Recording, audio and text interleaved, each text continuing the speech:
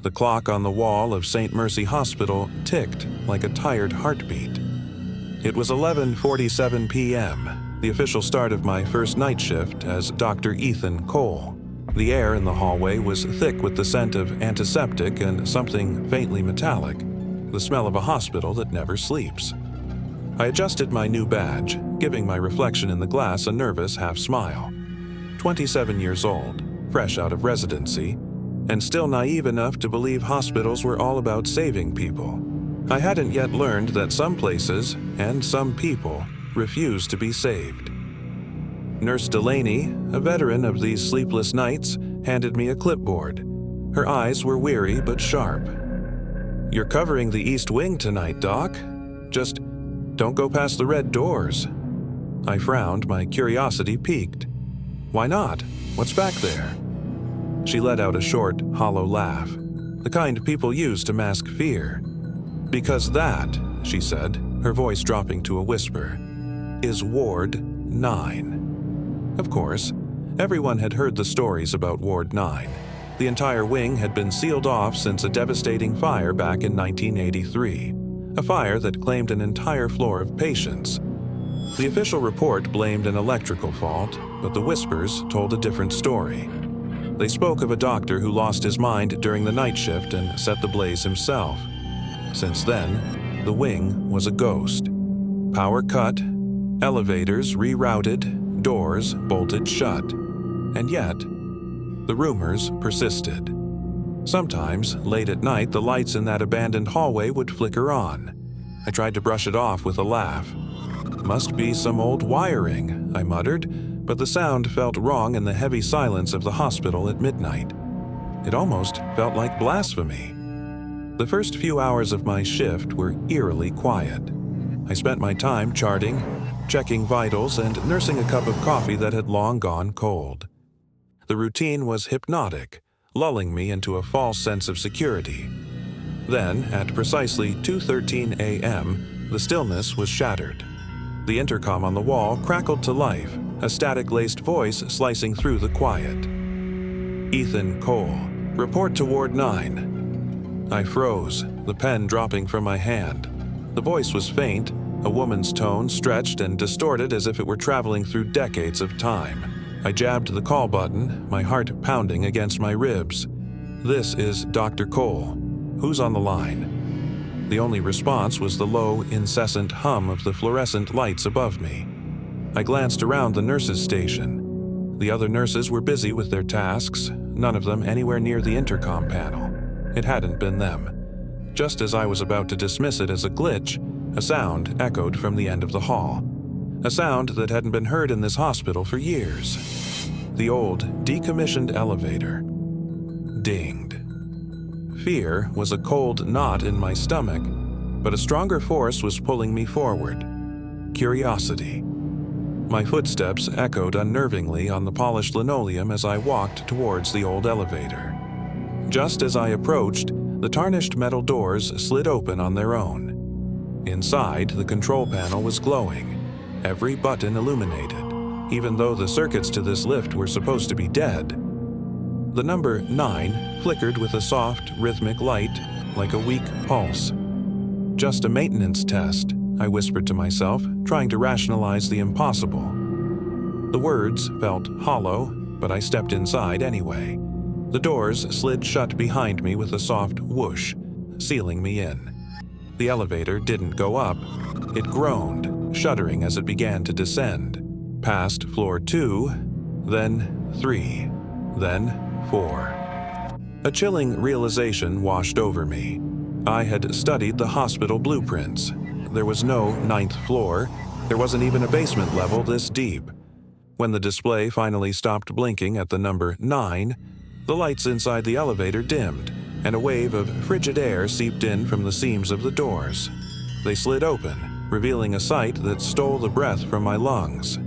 Dust motes danced in the narrow beam of my phone's flashlight. An endless hallway stretched before me, narrow, gray, and drowned in an oppressive silence. Old, rusted hospital beds lined the walls, their sheets yellowed and stained with age.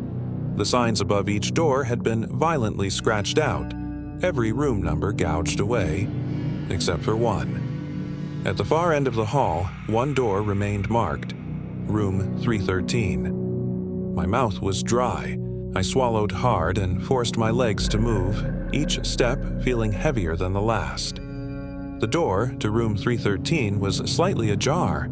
A faint, cold breeze whispered from within, carrying the sickly sweet smell of burnt plastic. "Hello," I called out, my voice trembling. The only answer was the slow, rhythmic beep of a heart monitor, a sound that should have been impossible in a place without power. Gathering what little courage I had left, I pushed the door wider. In the center of the room stood a single patient bed, its metal rails twisted and half melted. And there, on the bedside table, lay a dusty patient folder. My light fell upon the name typed on the cover, and my blood ran cold. My chest tightened until I could barely breathe. Patient, Ethan Cole. Admitted, December 12, 1983. My hand trembled, the beam of light shaking wildly. That's impossible," I stammered. "I was born in 1996. I flipped open the folder. The pages inside were all blank, yellowed with time, except for a single line written in faded reddish-brown ink. It read, "Treatment incomplete, awaiting continuation."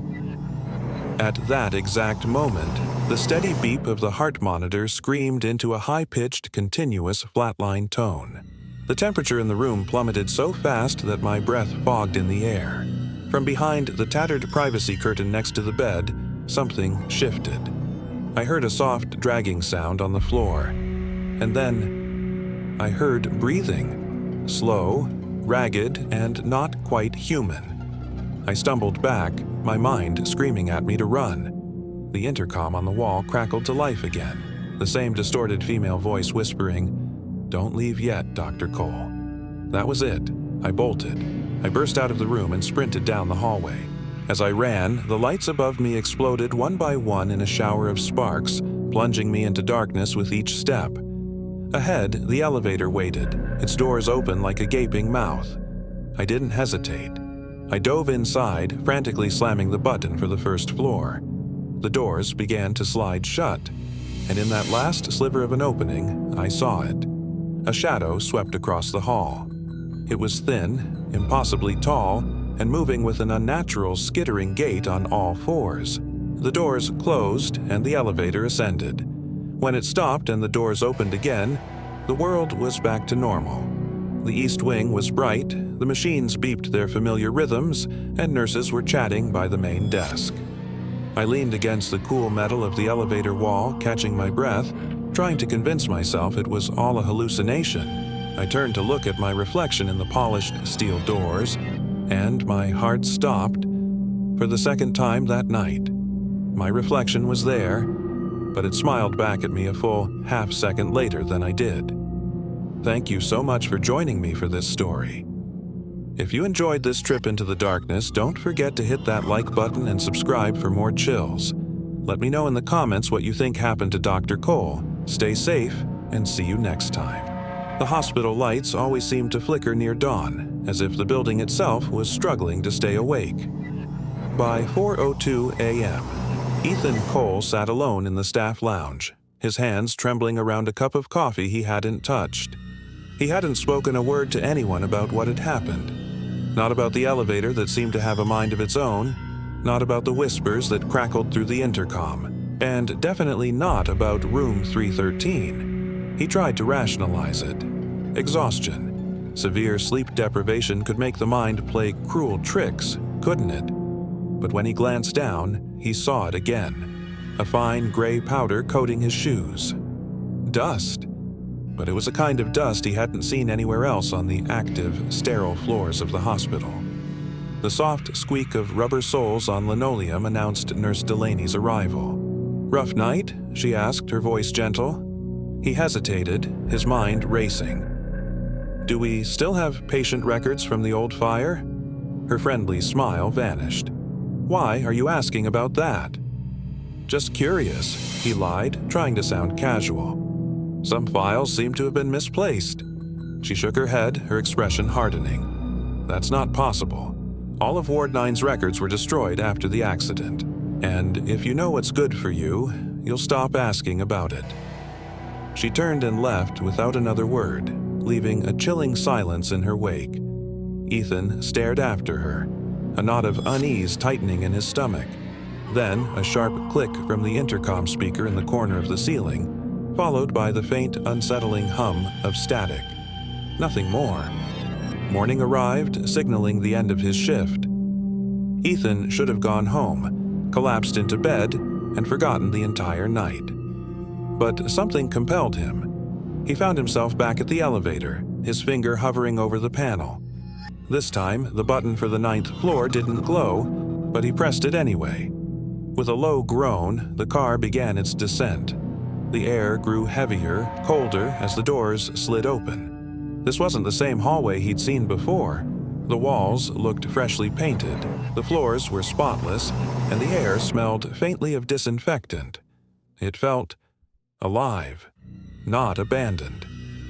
He could hear distant voices, the soft shuffle of nurses' shoes, the rattle of a rolling cart. "Hello," he called out, his voice echoing unnaturally. A figure emerged from around the corner. A nurse, but her uniform was from another era. A crisp white dress and a starched cap. Her face was pale, but her expression was calm, almost serene. She smiled. "Dr. Cole, you're late for rounds." His stomach lurched. I think you have me mistaken for someone else."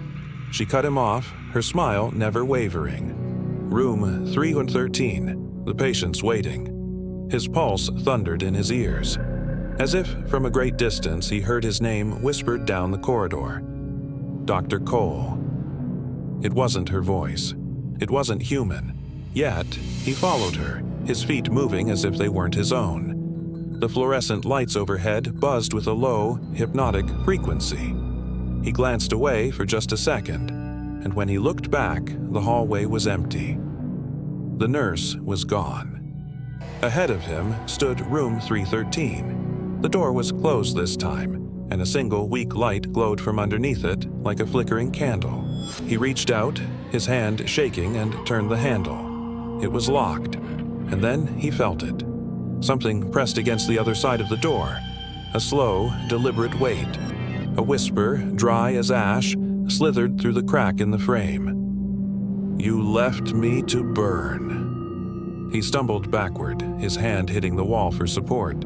It was warm, not from heat, but from something pulsing rhythmically inside it, like a monstrous heartbeat. Panic seized him. He turned to run, but the hallway behind him had transformed. It was no longer a hospital corridor. He was inside a furnace. The walls were metal, streaked with black soot and glowing a dull, angry red, as if the very structure was breathing fire. A low, resonant voice echoed all around him. "You promised to stay until the procedure was complete." Smoke began to curl around his feet, the air filling with the sharp, sickening stench of burning cloth. He covered his mouth, his eyes stinging, and scrambled toward where the elevator should have been. The button panel was a melted, useless slag of plastic and metal. He caught his reflection in the scorched metal doors and froze. It was him, but twisted, darker, his eyes glowing with an unnatural brightness. Behind him, he heard slow, deliberate footsteps. He forced himself to turn. The nurse was there again. Her uniform was scorched and tattered, her skin was the color of ash, and her eyes were empty, black pits. She smiled, revealing teeth that were cracked and bloodless. "You can't leave yet, doctor. The patient is ready." Then, in the space of a single, terrifying blink, everything snapped back. The heat, the smoke, the voice, all gone. The hallway was empty, derelict and dead silent. Ethan gasped for air, clutching his chest, his lungs burning with the memory of smoke. He lunged for the elevator button, hammering it again and again until, with a shudder, the doors finally opened. Inside, the single overhead light flickered erratically, and there, written on the mirrored wall in what looked like ash, were 4 words: "Treatment continues tonight." He staggered out onto the ground floor, trembling, drenched in a cold sweat. The morning shift was just arriving, their bright, normal chatter a stark contrast to the horror he'd just escaped. One of the fresh-faced interns laughed as he passed. "Hey, Dr. Cole, you look like you've seen a ghost." He forced a pained smile. "Yeah, something like that." He made his way to his locker, desperate to grab his things and leave. But there, taped to the metal door, was an envelope. It had no name, no markings, just a faintly burnt edge along the seal. His fingers felt numb as he tore it open. Inside was a single hospital ID card. It was old, cracked, the plastic yellowed with age. The photo was faded, but the face was unmistakably his, and the name printed below it read Dr. Ethan Cole, Ward 9, Chief Resident, 1983. He dropped the card as if it had burned him, and at that exact moment, from somewhere deep below, echoing up through the concrete floors and closed doors, came a soft, clear sound. A hospital monitor, beeping, slow, steady, and waiting. Thank you so much for watching. This story was a chilling one to tell. If you enjoyed this journey into the dark, please hit that like button and consider subscribing for more tales from the shadows. Stay safe and see you next time. The next night, the hospital felt different, quieter. It was like the whole building was holding its breath, listening. I found myself back in the empty nurses' station, just staring at that burnt ID card. When I touched it, the edges just crumbled into dust, like it was a relic from another time. And in that moment, I felt like one, too. Suddenly, the intercom above me crackled to life again. It was soft, but so deliberate. Room 313, admitted at 1 a.m. My blood ran cold. That sound wasn't coming from any of the working speakers. It was coming from the broken system, the one connected to Ward 9, the ward that hadn't had power in decades. Now, a rational man would have packed his things and sprinted out of there. But rationality had left the building a long time ago. I had to know. I needed to know who patient 313 really was, and why on earth they knew my name. I sat down at the terminal and logged into the hospital database. I tried searching for Ward 9 and then 1983, but every time the same error screen popped up. Access denied. Classified record. My frustration was boiling over when a message box just appeared. No one typed it. It just materialized on the screen. 4 simple words. You're already registered.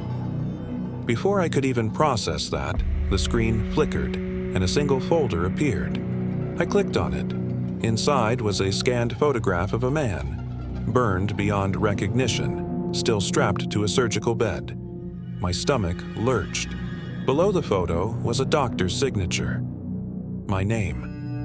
Ethan Cole, M.D.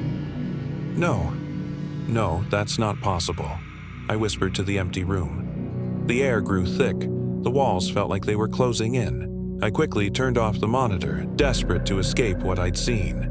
But as the screen went black, my reflection wasn't alone. The face staring back at me wasn't just mine. There was another Ethan in the reflection, and he smiled first. Something inside me just snapped. All the fear, all the confusion, it morphed into a strange, reckless determination. I grabbed my flashlight, clipped my badge to my shirt, and started walking, straight toward the East Wing. By 12:17 a.m., I was standing in front of the red-sealed doors of Ward 9. The heavy locks, the ones that should have been bolted shut for decades, were hanging open. The chains lay on the floor, glowing with a faint residual heat, as if they'd just been broken by fire. I took a deep breath and stepped inside. The corridor was even darker than before, the air colder, thick with a kind of dust that seemed to move on its own, like it was breathing. My flashlight beam cut through the darkness, sweeping across cracked floor tiles and overturned, burned-out wheelchairs. Then the light caught a glint of metal. On the floor was a surgical tray, but the instruments on it were fresh, polished, and clean. And right in the center of the tray, there was a file. It looked pristine, completely untouched by the decay around it. My hands were shaking, but I picked it up and opened it. Inside were photos. My face stared back at me in each one, standing beside a hospital bed. In the very last photo, I was holding a scalpel, and I was smiling, a chilling, unfamiliar smile. That's when I heard it. A woman's whisper, right behind me. "You finished your rounds, doctor?" I spun around, my heart hammering against my ribs. It was her, the nurse from before. But this time, her eyes were glowing with a faint, deep red light. Her voice was layered, like a dozen people were all whispering at once. I tried to speak, to ask who she was, what was happening, but my voice was gone. She stepped closer, her face flickering in and out of the beam of my flashlight, and her smile. It wasn't human anymore. It was too wide, too knowing. "The patient's awake," she said, her voice a soft, haunting chorus. "He's waiting for you." She moved aside, gesturing with a slow, deliberate movement toward room 313. The door was open, just a crack. From inside, I could hear that same faint, rhythmic heartbeat tone, pulsing like a secret. My hands trembled so badly I could barely control them as I pushed the door open. The room wasn't dark. The lights were on, casting a sterile, white glow.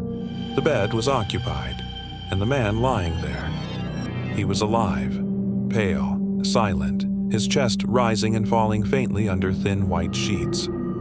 I approached the bed slowly, my flashlight beam wavering. "Sir," I managed to get out. "Sir, can you hear me?" The man's head turned on the pillow, and I saw his face. My face. It wasn't a twin, not some trick of the light. It was me, but older, scarred, burned. His eyes were clouded, milky white, and his skin was cracked and dry like old parchment. The figure on the bed gave a weak, painful smile. "You left me to die, Dr. Cole," he rasped, his voice a dry crackle. "You promised you'd finish the treatment." I stumbled backward, my mind reeling. "No! I wasn't even born in 1983, I shouted, the words feeling hollow and useless. The other, Ethan's jaw twitched, and I could hear the sound of dry skin tearing as he tried to speak again. "You were born here," he whispered. "You never left." Suddenly, the lights in the room began to flash erratically. In each brief flash of light, I saw other figures appearing in the room. Patients, half-charred and silent, staring from the corners. Nurses with empty eyes, all watching me. I turned and ran for the door, but the hallway was gone. There was nothing, just an endless, pulsing blackness that stretched out before me, glowing faintly red like the inside of a living vein. I looked down at my chest in a panic. The ID badge. It had changed. It now read, Dr. Ethan Cole, Ward 9 staff. From behind me, I heard a creak. The other Ethan was sitting up in the bed. "Shift change," his ruined voice rasped. "Your turn." The bed erupted in flame, but it was a silent, cold fire. It didn't burn, it didn't give off heat. It just consumed the light. I threw my hands up to shield my eyes, stumbling backward, and when I opened them, I was lying in the bed. The cold leather straps were tight around my wrists. The burned man, my other self, was standing over me now, a grotesque smile on his face. "Treatment continues," he whispered.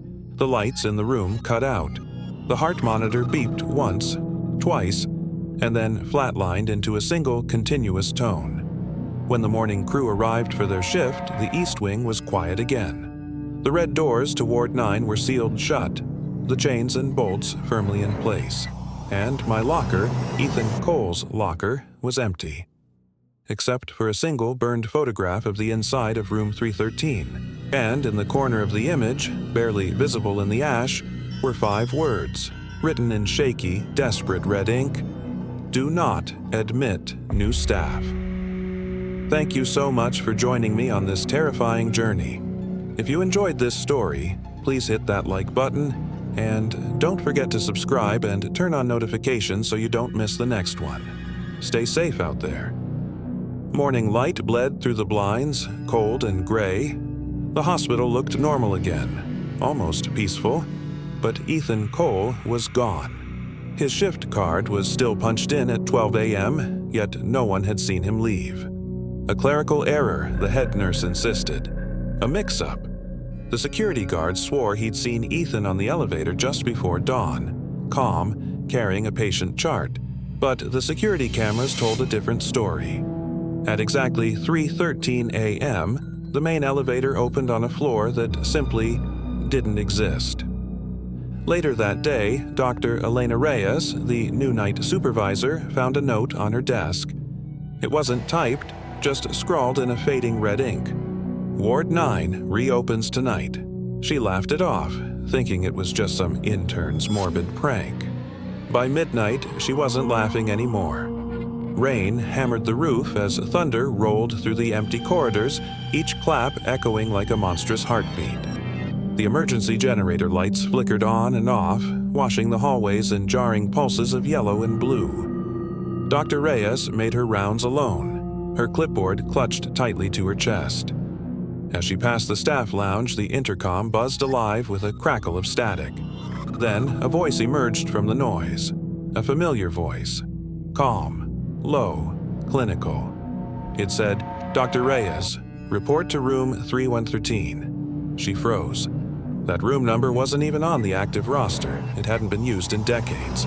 Still, something inside her, a chilling curiosity, whispered, "Go." She walked toward the main elevator bank. Before she could even press the button, the steel doors slid open, beckoning her inside. The control panel was dark. Every single button was unlit except for one, which glowed with a faint, sickly light, a single number 9. She didn't press anything. The elevator began to move on its own. The descent was unnervingly smooth, and it felt like it went on forever, far deeper than the hospital's foundation should allow. When the doors finally opened, she stepped into air that smelled metallic, like rust and old antiseptic. A faint rhythmic beeping, a heart monitor, echoed from somewhere down the hall. The corridor glowed with a faint, hellish red light, its walls lined not with wallpaper but with old, yellowed patient charts. As she drew closer, she saw that each file bore the same signature, Ethan Cole, M.D. She moved forward, drawn by an invisible force. A light flickered violently above her, and for a single, heart-stopping moment, she saw him. Dr. Cole stood at the far end of the hall, half swallowed by shadow, wearing a lab coat that was scorched and blackened at the edges. He looked calm. Too calm. "You're late for rounds," he said, his voice flat and devoid of emotion. "Dr. Cole?" Her own voice shook, barely a whisper.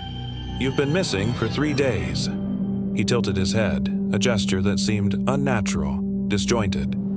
A faint, terrible smile crept across his burned cheek. 3 days, he mused. No, just one long night. He turned and began walking toward a door marked 313. She followed, her feet moving against her will. Inside, the room was pristine, a stark contrast to the decaying hallway. The sheets were brilliant white, the floors were polished to a mirror shine, and the modern equipment hummed softly. A patient lay on the bed, their form obscured by deep shadows. "Who's that?" she whispered, her breath catching in her throat.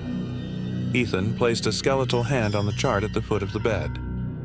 "The next admission." As if on cue, the patient's chest rose with a deep inhale. The head on the pillow turned slowly, deliberately toward her. The shadows receded, and she saw the face. Her own face, pale and terrified, staring back. A scream built in her throat, but it never came out. In a shower of sparks, the lights burst, plunging the room into a deep, red gloom. Every monitor in the room suddenly changed, displaying the exact same rhythm. One single, lonely heartbeat, repeating endlessly. Ethan's voice echoed from all around her, no longer calm, but booming. "No one ever leaves Ward 9. We just change shifts." Cold hands gripped her shoulders, wet, unyielding. Dozens of burned figures emerged from the corners of the room. Nurses, doctors, patients, all with hollow staring eyes, silently watching her. A chorus of whispers filled the air, a dry, rustling sound. "Sign the chart," they hissed. "Complete the round." She looked down. The paper in front of her, the one Ethan had touched, already had her signature on it. The ink was still wet. The heart monitor beeped one final time, then flatlined into a solid, unending tone. And just like that, she was gone. At sunrise, the hospital returned to a state of manufactured silence. Maintenance found the main elevator's power had tripped. On the floor of the car lay a single, forgotten patient chart. It read, "Admit, Dr. Elena Reyes, Ward 9. Attending, Dr. Ethan Cole." That evening, visitors and staff noticed something new near the main stairwell. A fresh metal plaque gleamed under the sterile fluorescent light. It read, "Ward 9, in memory of our dedicated staff." If you happen to be walking those halls late at night and you stop and listen closely, you might hear it. The faint electric buzz of an old intercom clicking on, followed by a calm, male voice cutting through the silence. "Dr. Cole to room 3113. Treatment continues." Then, silence. Until the lights flicker again. Thank you for joining me for this chilling tale. If you enjoy stories that explore the darkness that lurks just beneath the surface of the everyday, make sure to hit that subscribe button and turn on notifications. You never know what you might find in the shadows. Until next time, stay safe and sleep well, if you can.